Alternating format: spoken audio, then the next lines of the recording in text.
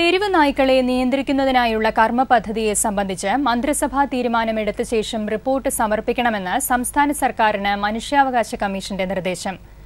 Dog rules നടപ്പാക്കുന്നതിൽ സർക്കാർ വരുത്തിയ പിഴവുകളാണ് പ്രശ്നം വഷളാക്കിയതെന്നും കമ്മീഷൻ കുറ്റപ്പെടുത്തി.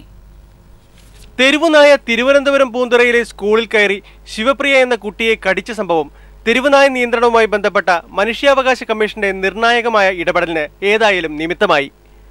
ആരോഗ്യ നിയമസംരക്ഷണ പ്രതികരണ വേദിയുടെ പേരിൽ പൊതുപ്രവർത്തകനായ PK രാജു നൽകിയ പരാതിയുടെ അടിസ്ഥാനത്തിലാണ് commission chairperson justice JB Koshy പ്രശ്നപരിഹാരത്തിനുള്ള നിർദ്ദേശം സർക്കാരിന് നൽകിയത്.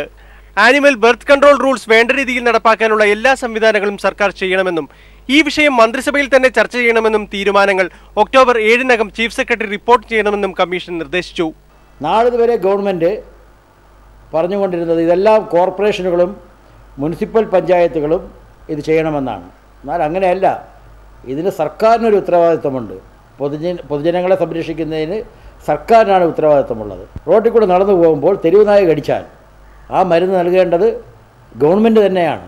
അത് ബഹുമാനപ്പെട്ട മനുഷ്യാവകാശ കമ്മീഷൻ നാളിതുവരെ കൊടുത്തിട്ടുള്ള പരാതികളുടെ കാട്ടിയും അദ്ദേഹത്തിൻ്റെ കണ്ണ് തുറന്ന് മന്ത്രിസഭാ യോഗം തന്നെ ഇത് തീരുമാനിക്കണമെന്ന് പറഞ്ഞതിൽ അദ്ദേഹത്തിനെ അഭിനന്ദിക്കുന്നു. കേരള സമൂഹത്തിലെ ജനങ്ങൾ ഇത് ഒന്നടങ്കം പ്രതികരിക്കേണ്ട സമയമായിരിക്കുന്നു.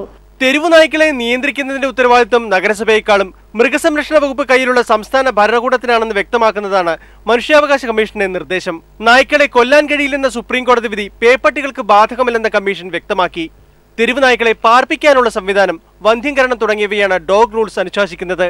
മനേക ഗാന്ധി നേടിയെടുത്ത കോടതി വിധി ചൂണ്ടിക്കാട്ടി എല്ലാ ഭരണകൂടങ്ങളും നായ് നിർമ്മാർജ്ജനത്തിൽ നിന്ന് തലയൂരുകയാണെന്ന പരാതിക്ക് മറുപടിയായി കോടതി ഡോഗ് റൂൾസ് നടപ്പാക്കുന്നതിൽ വരുത്തിയ വീഴ്ചയാണ് പ്രശ്നം ഇത്രയും വഷളാക്കിയതെന്ന് ചൂണ്ടിക്കാട്ടി.